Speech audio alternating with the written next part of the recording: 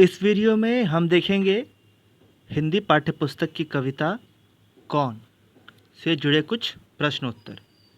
कौन कविता एक ऐसे जीव के बारे में है जो कि हमारे घर के सारे चीज़ों को, सभी वस्तुओं को इधर उधर कर देता है, कुतर देता है, काट देता है। और इस कविता के कविताकार हैं, कवि हैं सोहनलाल द्विवेदी। आइए देखते हैं कविता से जुड़े हुए कुछ प्रश्न। कविता पढ़कर बताओ कि यह शरारती जीव घर में कहाँ कहाँ गया। इस कविता में हमने देखा है कि यह शरारती जीव कई जगहों पर जाता है, तो वो किन किन जगहों पर गया। यह शरारती जीव घर में हर जगह गया, जैसे कपड़ों व पुस्तकों की अलमारी में, रसोई घर में, दीवार पर और जूते रखने की जगह पर कोने कोने में गया। दूसरा प्रश्न है, किस तरह की चीज़ों का सबसे ज़्यादा नुकसान हुआ।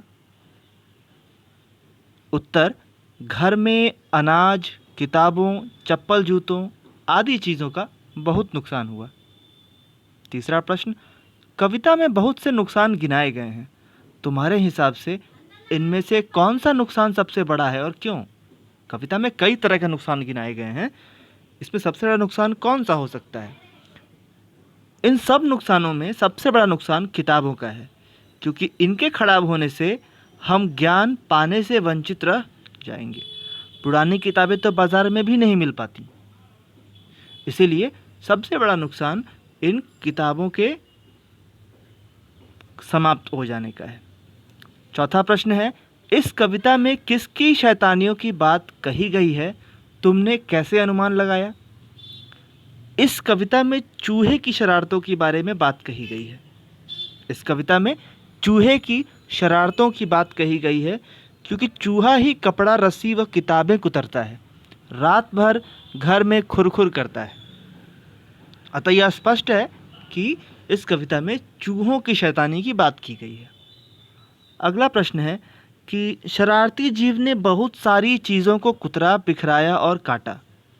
इस शरारती जीव ने बहुत सारी चीज़ों को कुतरा, बिखराया और काटा। अब तुम बताओ कि किन किन चीज़ों को कुतरा जा सकता है। तो कपड़ा, कागज़, हल्का प्लास्टिक और चमड़े से बनी चीज़ों को कुतरा जा सकता है। दूसरा प्रश्न है कि किन किन चीज़ों को बिखराया जा सकता है।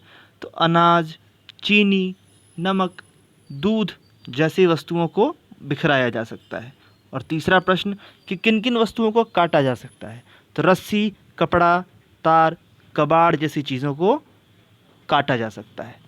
तो आज की वीडियो में इतना ही। अगली वीडियो में हम मिलेंगे पाठ से जुड़े बचे हुए प्रश्नों के साथ। तब तक के लिए धन्यवाद।